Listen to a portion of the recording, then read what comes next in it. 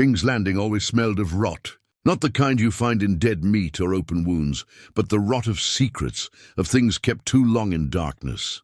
Eddard Stark knew that the moment he stepped through the Red Keep gates, this city would try to swallow him whole. But duty was duty, and he had never once turned away from it, even when it meant walking into the lion's den. He wasn't built for this place, not with its silk-tongued courtiers and backroom deals. The North-bred men who spoke plainly, fought cleanly, and kept their promises. That was the code he lived by, the one his father taught him before the rebellion, before everything turned to ash. But in the South, that same code was seen as weakness. Ned didn't realize it soon enough. Robert had begged him to come, called him his brother, his only true friend. And Ned had come out of loyalty, not love. The Robert he remembered was long gone, buried under fat and drink. In his place sat a king too tired to rule, too angry to see what coiled in the shadows. Ned should have known better. Should have stayed in Winterfell. But honor told him to protect the realm, to keep Robert safe, to stop the rot before it spread. What he didn't see was that the rot had already reached the core.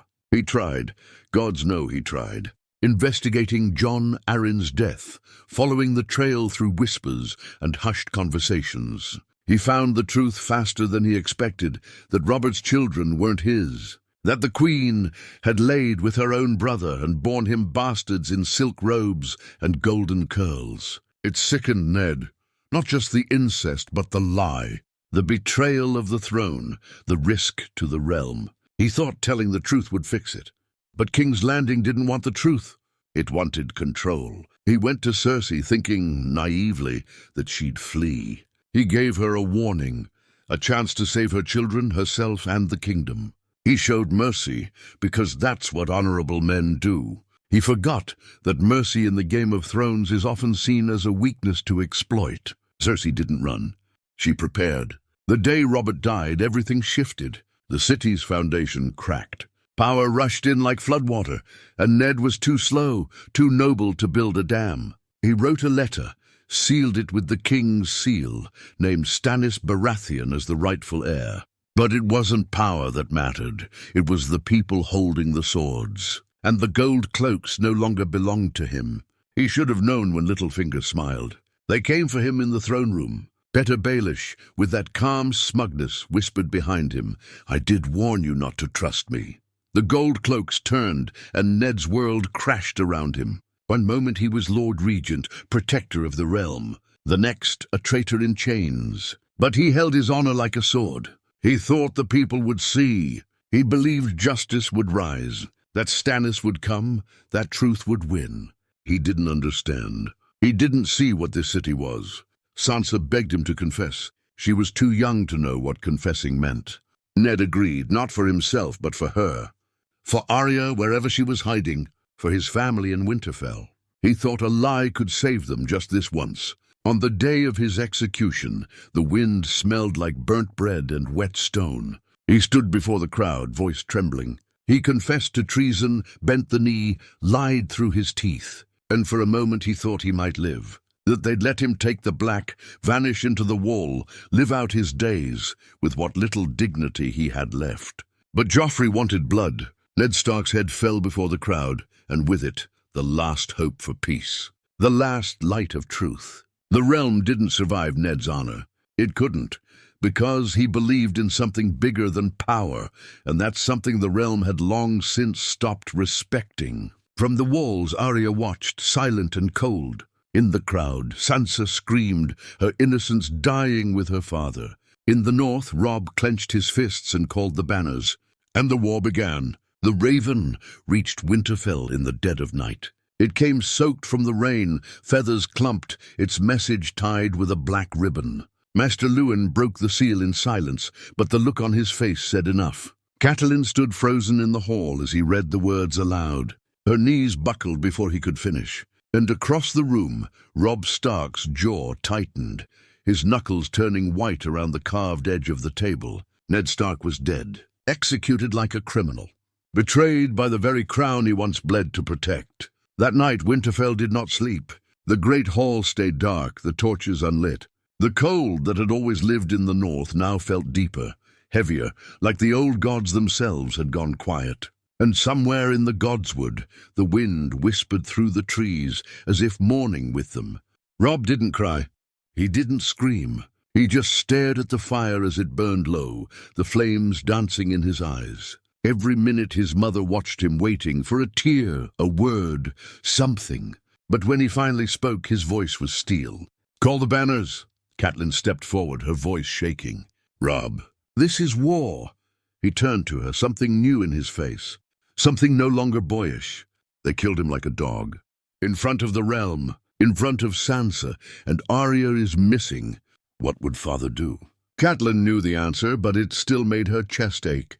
He would do what was right. "But Rob, what's right may not win us anything now." But he was already gone, moving down the hall, his direwolf ghost padding silently behind him like a shadow. The war had begun, and honor would no longer be the sword they carried. Vengeance would. In the Riverlands, the news spread like wildfire. Riverrun called its men. The Greatjon and the Karstarks answered. Men who had sworn to Ned, who remembered his justice, his strength, his quiet respect. Men who now raised their swords not for the throne, but for retribution. They didn't march to claim power. They marched because their lord had been butchered for doing the right thing. Because the South had always looked down on the North, and this time it had gone too far. But not everyone mourned Ned Stark. In the Red Keep, Cersei Lannister sipped her wine and watched the city prepare for the chaos she had helped birth. Joffrey pranced on the throne like a mad little lion cub, waving orders, screaming at the council. He had defied her when he ordered Ned's head to roll, and even she had flinched at how fast things were unraveling. He was a traitor, Joffrey had said, grinning at Sansa as her father's blood dried on the stones. Sansa hadn't spoken since. In the dungeons, Sir Barristan Selmy resigned in silence, his armor heavy in his hands. Varys paced like a man who had lost control of the game. And Peter Baelish, ever the smiling snake, whispered into ears on both sides of the hall. But none of them could put the realm back together, because with Ned Stark's death, the last piece of truth was gone. And lies don't hold kingdoms, they shatter them. On the King's Road, Arya Stark rode in silence with Yoren, her hair chopped short, dressed like a boy. She didn't cry either. She had seen her father's head on a spike. That image was burned behind her eyes like a curse. Each night, she whispered the names of those who had wronged them, Joffrey, Cersei, the Hound, Ilyn Payne. She wasn't old enough to understand revenge, but it was all she had left. Back in Winterfell, Bran dreamed of crows and wolves, of his father's voice calling from the darkness. He didn't understand why it had to be Ned, why the good ones always died. But deep down he started to feel something too, something hollow, something cold. The North would never be the same. And as the South schemed and the North rallied, no one saw the true danger creeping from beyond the wall. No one thought about the White Walkers, the Long Night, the true enemy. They were too busy killing each other, all because one man refused to lie. They called him the Young Wolf, not just because of his age, but because Robb Stark moved with the cold instinct of a predator. The boy who once laughed beside Theon in the training yard was gone. In his place stood a commander with winter in his eyes. He didn't seek glory or conquest. He wanted justice, and justice in the eyes of a Stark came soaked in blood. By the time the northern bannermen reached the Twins, Robb's army had swelled into thousands. The drums of war echoed through the valleys and rivers, and the South began to shiver. Lords who once mocked the North now sent ravens, unsure of what beast they had awakened. The Lannisters had gold, yes, but the Starks had something far more dangerous. They had a cause. Catelyn rode beside her son, watching him turn colder with each passing day. She saw how he no longer hesitated at giving orders, how he read maps by firelight and didn't flinch at the thought of battle. But what worried her most was that he wasn't grieving like a son should. He had buried his pain beneath steel and strategy, and that scared her more than any Lannister sword. "I don't want to be king," he told her one night, staring at the campfires. "I just want them to answer for what they did, to father, to our name." Catelyn reached out, but Robb pulled away. "I'm not a boy anymore, Mother. I can't be." And she knew then Ned's death had done more than start a war. It had hardened Robb into something the realm hadn't expected, a Stark who would fight without mercy. Meanwhile, in King's Landing, the consequences of Joffrey's cruelty spread like poison. His decision to execute Eddard Stark, against the council's advice, shattered any illusion of diplomacy. The small folk began to murmur. Bread grew scarce. Fear hung in the air like a storm cloud. Even the gold cloaks walked the alleys with caution. Inside the Red Keep, Cersei was losing control. Her son had a taste for cruelty and no understanding of restraint. Varys warned her that war would follow, but she dismissed him with wine and sarcasm. She believed in the strength of House Lannister, in Tywin's ability to crush the North. What she didn't believe in, what she refused to believe, was that Ned Stark's death had created a symbol.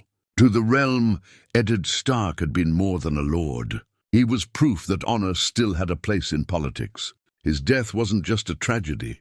It was a statement, one that whispered in every corner of Westeros, if he could die, no one is safe. Even Renly Baratheon saw it. In High Garden, he whispered to the Tyrells that the realm needed a gentler king, someone charming, someone the people could love. He laid claim to the Iron Throne, despite having no real right to it. But in this new realm, where truth no longer mattered, claims were made with confidence, not birthright. Stannis, meanwhile, seethed on Dragonstone. The true heir by law, ignored by all. He burned the old gods, clutched his sword, and began preparing for war. Ned Stark had named him the rightful king, but honor had died with Ned, and Stannis was left to gather pieces of a world that no longer believed in rules. And through it all, Littlefinger watched. Petyr Baelish understood better than anyone what Ned Stark's death meant, not just politically but symbolically. With Ned gone, there was no compass, no center, only ambition and chaos. And in chaos, Petyr thrived. He whispered to Lisa Arryn in the Eyrie, pulled Sansa closer under his wing, and laid the groundwork for the world he wanted, one where men like Ned Stark were extinct, where honor was no longer currency. Back on the road north, Arya kept her sword, Needle, hidden in her belt, and the names of her enemies carved into her memory. Yoren was her guide, but vengeance was her fuel. Each night she whispered, Joffrey, Cersei, the Hound, Elin Payne. She would not be a lady. She would be a blade. And somewhere beyond the wall, Jon Snow stood atop the frostbitten ramparts of Castle Black, staring into the endless night. He didn't know yet that his father was dead. He didn't know the truth, that Ned Stark had been protecting a secret far greater than any war. He just felt the cold creep a little deeper into his bones, because winter wasn't coming. It had already begun. The banners of the north stretched as far as the eye could see, grey direwolves on white fields, rippling in the wind like the old spirits of Winterfell had taken to the march. Robb Stark rode at the front, his direwolf Grey Wind pacing beside him like a silent guardian. They crossed the neck, entered the Riverlands, and with every mile Robb's face seemed to age another year. His war was no longer about justice. It had become a matter of survival. The Riverlands were already burning. Lannister men, under Tywin's ruthless command, had scorched village after village, leaving blackened corpses and ash in their wake. They said it was strategy, that if the North wanted war, they would be shown what it looked like. But even Tywin Lannister couldn't hide the truth. It wasn't war. It was punishment. Punishment for a dead man's honor. Catelyn watched her son negotiate with Walder Frey at the Twins, trading promises for passage. She could barely stomach the old man's smug eyes and foul breath, but they needed the crossing. And Walder Frey knew it. He named his price: marriage, alliances, obedience. Robb agreed because war has no room for pride. At night, Catelyn lay awake beneath worn furs, remembering Ned's face, his quiet strength, his stubbornness, how he used to hold their children like they were made of glass. She thought of the last words he wrote her, the ink smeared from haste. He had trusted too easily, believed that truth was enough. Now she wondered if she had loved a fool. Still, she didn't say it aloud. Not in front of Robb. His belief in his father's values was the last piece of innocence he had left, and even that was slipping. He won his first battle in a lightning strike, outflanked Jaime Lannister's forces near the Whispering Wood. It wasn't just victory. It was a message. The young wolf had teeth. When Jaime knelt in chains before him, even the older lords looked at Robb differently. They saw more than a boy. They saw a Stark who could win. But war doesn't pause for victories. Back in King's Landing, Sansa Stark was learning how to survive with a different kind of sword. Words, lies, smiles. She wore a mask every day, bowing to the boy king who had murdered her father, pretending to care for the Lannisters as they held her hostage. Joffrey was worse than a monster. He was a child with power and no conscience. He made her look at her father's head on the wall, just to watch her cry. He beat her with his words and sometimes with his hands. But Sansa learned to swallow her pain, to breathe around the anger, to nod when expected and curtsy when commanded. She didn't have a direwolf or an army. She had silence, and she would use it. Tyrion Lannister returned from the Vale to find the capital sinking into madness. The council was fractured. The king was out of control. His sister ruled with fear, and the people starved while gold was hoarded for war. And yet in all the chaos, Tyrion alone seemed to understand. Eddard Stark's death had broken the balance. The realm had lost its last man of principle, and now there was nothing holding back the storm. "Do you know what honor gets you?" he asked Varys one evening, half drunk, half serious. "A grave, a statue, and 1,000 fools pretending they miss you." Varys didn't answer. He only smiled that quiet, eerie smile. But Tyrion saw something in his eyes, a flicker of regret perhaps, or fear. Because even the spider knew, a kingdom without honor is a kingdom on fire. In the far north, Jon Snow finally learned of his father's fate. The news came with the wind, bitter and sharp. He stood in the courtyard of Castle Black, fists clenched, chest hollow. The man he called father, the one who raised him with quiet dignity and strong hands, was gone. Beheaded by the crown he once protected. Jon thought about deserting, riding south, joining Robb. But the vows he took at the wall held him in place, tied him to duty, just like Ned had been tied to his. And now he saw what that duty had cost. Sam tried to comfort him. But some wounds couldn't be wrapped. They only bled, slowly in silence. Back in the Riverlands, as the fires rose and the bodies piled, one thing became clear. This war wasn't about crowns anymore. It wasn't even about kings. It was about the space Ned Stark left behind, and how every man now fought to fill it with their own version of power. And none of them were worthy. The snow hadn't begun falling yet, but the chill in the air was undeniable. Even in the south, the wind seemed colder now, as if the world itself was mourning. But grief had no place in war, and the War of the Five Kings, as they were calling it now, was devouring the realm from the inside out. Robb Stark had won 3 battles by then. Lannister forces bled along the Green Fork, their corpses feeding the crows. Songs began to spread about the young wolf, how he rode with a direwolf at his side and never lost. But no song ever mentioned the weight on his shoulders, the pressure tightening around his chest like armor he couldn't remove. He had captured Jaime Lannister. That should have been a triumph. Instead, it made everything worse. With Jaime in chains, Tywin Lannister dug in deeper, sending his bannermen to torch the Riverlands with renewed fury. And back in King's Landing, Cersei became more dangerous, her rage quiet and poisonous. She no longer smiled in court. She whispered. She plotted. She knew her brother's capture would be used against her. But she also knew something else.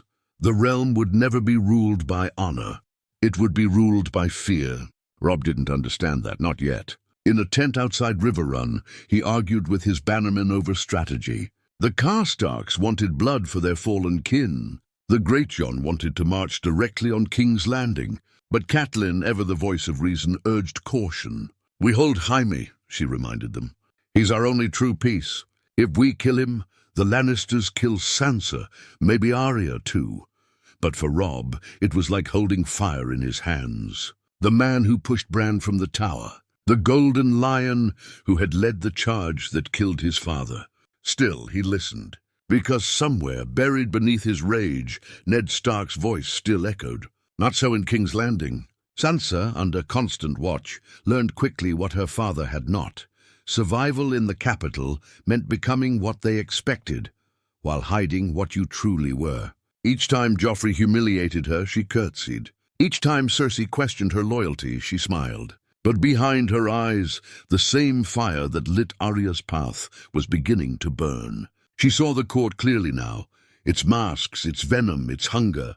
Her father had tried to face it with truth, and it killed him. She would not make the same mistake. Tyrion, now Hand of the King in all but title, walked the same corridors Ned once did, but with very different tools. He dealt in secrets and leverage, not honor. He bribed, blackmailed, threatened, and in doing so, he began to stabilize the realm, if only temporarily. He didn't love Joffrey.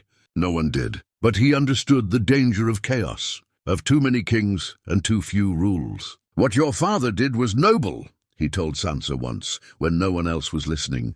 "But this city is not noble, and now everyone is bleeding for it." She didn't answer, but her silence was sharper than any sword. Far to the east, word of Ned Stark's death reached Daenerys Targaryen. She did not know the man, but she understood the story. Another honest lord slain by politics. Another broken kingdom ripe for the taking. She watched her dragons grow stronger each day. Fire, she thought, was the answer to everything. In the north, Jon Snow faced his own battles. Beyond the wall, the world was shifting. The dead walked in silence. The wildlings gathered under a king. But none of it mattered to Jon the way Ned's death did. The pain had not dulled. If anything, it had settled in deeper. He questioned everything now, his place, his purpose, his vows. Ned had been the most honorable man he knew, and still he had died like a criminal, branded a liar. So what did that say about the world? Jon kept his head down, trained harder, watched the woods with sharper eyes. But the war inside him never stopped. Back in River Run, Catelyn Stark made a decision that would haunt her. In the quiet of night, she released Jaime Lannister. She did it for her daughters, for the hope that they were still alive. But when Robb found out, he didn't speak to her for 3 days. And when he did, his voice had changed. It was colder, distant. The boy she raised was being carved away piece by piece. This was the cost of Ned Stark's honor. He died believing truth would protect the realm. But all he did was leave it leaderless. And now wolves and lions tore it apart, while shadows and fire waited just beyond the trees. They crowned Robb Stark in River Run, not as a lord or a commander, but as king in the north. The words echoed through the great hall like thunder. The king in the north. Old lords who once knelt to dragons now raised their swords and shouted his name. They weren't just declaring a ruler. They were declaring independence, a break from a crown that had murdered their warden, scorched their lands, and spat on the honor that once kept the realm steady. Robb didn't ask to be king, but when they placed the circlet on his head, he didn't refuse either, because deep down he knew what they all did. The South had killed Ned Stark, and there would be no peace with the people who called that justice. But being king meant more than banners and battlefields. It meant decisions, hard ones. And Robb, no matter how skilled in war, wasn't ready for the weight of politics. He broke his vow to House Frey, a moment of weakness. A girl with kind eyes and soft words. He married her without thinking of the deal he'd made, the bridge he'd crossed, the pride he'd wounded. Catelyn warned him, "You don't get to make mistakes. Not anymore. Not like your father did." But Robb believed differently. He thought he could be both, honorable and free, a man and a king. He hadn't yet learned that in Westeros, you could only ever be one. In King's Landing, Tywin Lannister returned, and with him came order, cold and ruthless. He took control of the war effort, cut off dissent, and placed his claws deeper into the crown. His grandson wore the title of king, but Tywin ruled the realm. Tyrion, cast aside after Blackwater, limped through the halls like a ghost. No songs for him, no statues, only pain, half-healed wounds, and the growing bitterness of a man who had done everything right and still lost. He thought of Ned Stark often. The man had died for doing what was right. Tyrion had nearly died for doing what was necessary. There was no reward for either. Sansa Stark remained a prisoner in all but name. Her smile was sharper now, her eyes colder. She had learned to lie without speaking, to flatter without meaning it. She endured Joffrey's cruelty, the way stone endures the wind, quietly, waiting for the storm to pass. But she knew now, No one was coming to save her. Not her brother, not her mother, not even Justice. Because Justice had died with her father. Arya walked with killers now. She had escaped Harrenhal with fire behind her and vengeance in her heart. With each mile, she became less of a child and more of a shadow. Gendry and Hot Pie didn't see it, not fully. But at night, when they rested, Arya would whisper the names, her prayer of blood. Joffrey, Cersei, the Mountain, Aelin, Pain, each one a wound, each one a promise. She remembered the man her father was, how he had held her sword, needle, and told her to stick them with the pointy end. She remembered his calm, his strength, his silence in the face of power. But Arya didn't want to be like him anymore. Honor had killed him. She wanted to be what this world respected, dangerous. Jon Snow crossed into the frozen wastes beyond the wall, chasing shadows and wildlings, carrying his father's sense of duty like a chain around his neck. But out there in the true north, the lies of the realm seemed small, petty. There were worse things than kings. There were things that didn't care who ruled what. Jon thought often of Ned, of how he never once treated him like a mistake, how he always looked him in the eye. He missed that most, the honesty. No one looked you in the eye anymore. And slowly Jon began to understand something awful. His father had died thinking it mattered, that saving the realm meant telling the truth. But the realm wasn't saved. It was bleeding. Meanwhile, the cracks widened. Renly Baratheon died in a tent, slain by shadows conjured from his brother's rage. Stannis marched on King's Landing and lost everything to wildfire and a dwarf's cleverness. The Tyrells joined the Lannisters. Sansa was promised to another monster. And Robb marched further south, further away from safety, deeper into a war built not on strategy, but on grief. Catelyn watched the realm unravel and knew with bitter certainty that everything had started with one choice: Ned Stark refusing to lie. He had held the truth like a sword, but the realm wasn't made for truth. It was made for those willing to bend it. And so his children scattered like seeds in a storm, each one trying to survive the garden of lies their father refused to grow. The North remembered. That was what they said. What they always said. But remembering didn't stop betrayal. It didn't keep swords sharp or men loyal. And Robb Stark was learning that far too late. They had trusted him, followed him, called him king. But now, with each mile marched and each battle won, they began to look not at the victories, but at the cracks. He had broken his oath to Walder Frey. He had released Jaime Lannister without counsel. He had married for love, not alliance. And worst of all, he had begun to believe he could make the world fair, like his father once did. The problem was the world was not fair. It never had been. Catelyn saw it first. In the eyes of the lords, in the silence after council meetings. They didn't speak openly, not yet. But their faith had changed. The boy they crowned was now a man they questioned. And in Westeros, doubt spreads faster than plague. Robb still held the North behind him. But it was no longer bound by love. It was bound by the thin thread of loyalty. And threads snap easily in war. They set camp near the twins once more. Walder Frey had agreed to host them, an olive branch, he claimed, to forgive past slights, to mend broken pacts. Catelyn didn't trust it. She knew men like Frey didn't forget or forgive. They waited.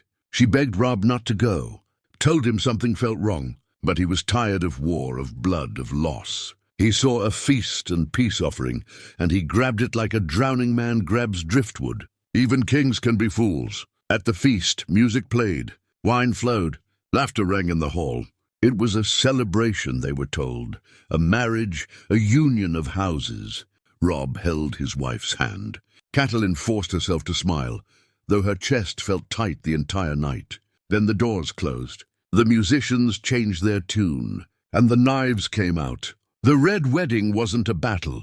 It was a slaughter. Robb Stark was shot through the heart with crossbow bolts. His wife was stabbed in her belly. Catelyn fought to the end, screaming, clawing, bleeding, until they cut her throat and tossed her body aside like meat. The North had remembered, but it had remembered wrong. Because this wasn't war.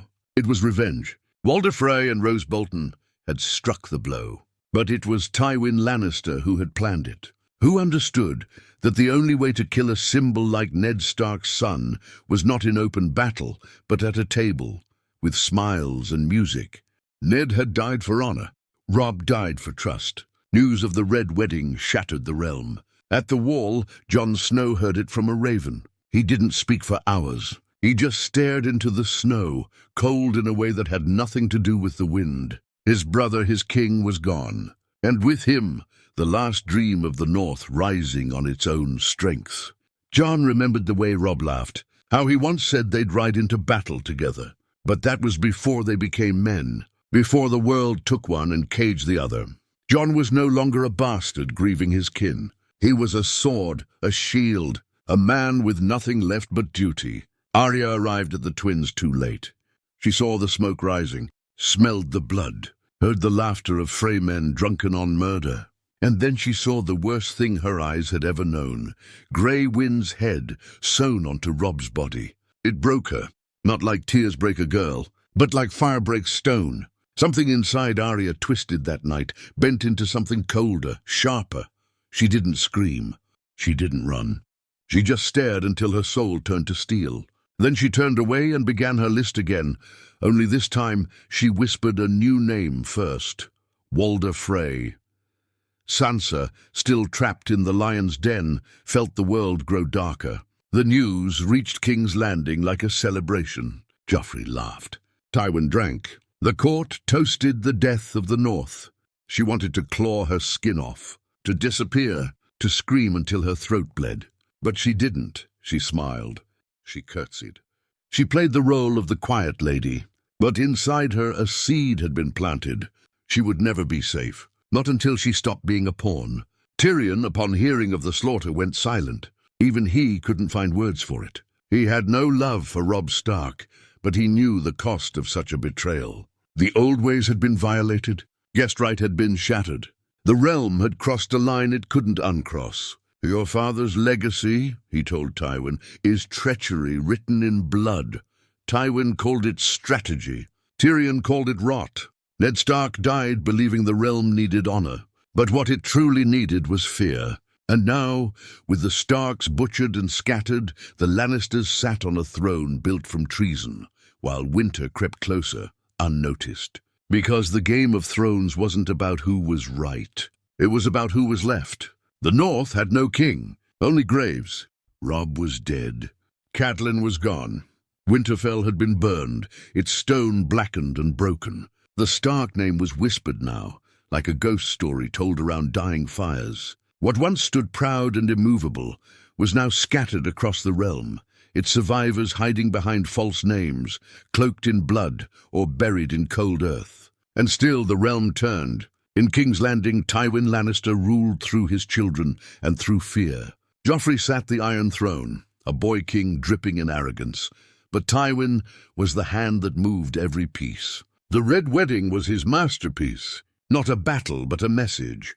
Honor is dead, and those who follow it will be too. Tyrion drank more now, not for pleasure, but to forget. The more he saw, the clearer it became. His father hadn't just killed Robb Stark. He'd killed something deeper, something sacred. Guessed right. Justice, honor.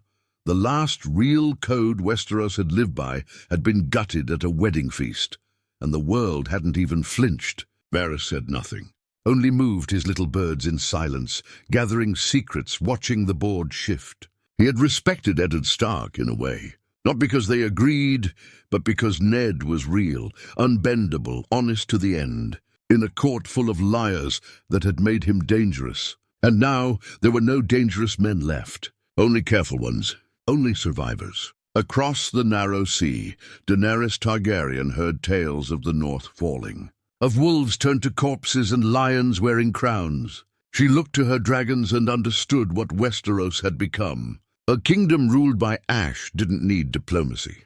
It needed fire. In the shadows, Arya Stark crossed another name off her list. She had slit the throat of a Frey soldier in his sleep. She didn't cry, didn't speak, just wiped the blade and whispered, "The North remembers," then moved on deeper into the dark. She was no longer a child. She was something else, something her father never wanted her to be. But in this world, kindness was a vulnerability. And honor was a lie. Sansa Stark was traded from one captor to another, Joffrey, then Tyrion, then Littlefinger. Each man saw her as a prize or a pawn, but never as a player. They all forgot whose daughter she was. She had once believed in songs, in knights and oaths and fathers who always did the right thing. Then she watched her father's head fall from a spike, and now she played her own game, quietly, patiently, wearing her mask like a crown. Not to avenge Ned Stark, but to outlive the people who destroyed him. Jon Snow stood atop the wall, wind cutting through him like blades. The realm below had descended into madness. Kings rose and fell like leaves in a storm. But up here, the true threat gathered in silence. The dead marching with eyes like ice, the Night King growing bolder. Jon had seen it now. Everything his father had tried to protect was gone.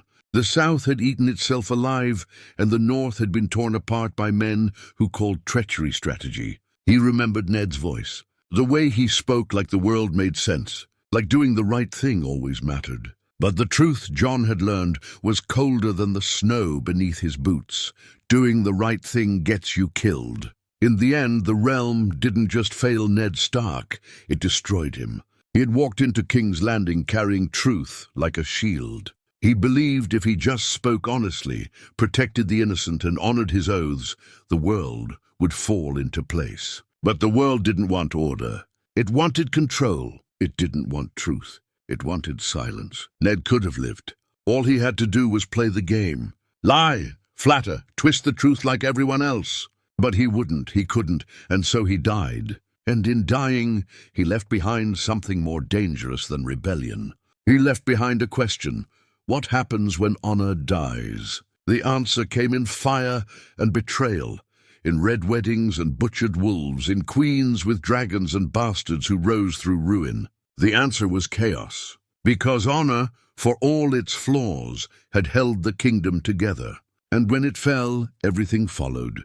So the realm went on, bleeding, burning, bending, and somewhere in the snow-covered silence of Winterfell's ruins, a single direwolf's howl echoed into the cold. Not for vengeance, not even for justice, but for the memory of a man who tried to be good in a world that punished goodness with death. A man whose only crime was being better than the realm deserved.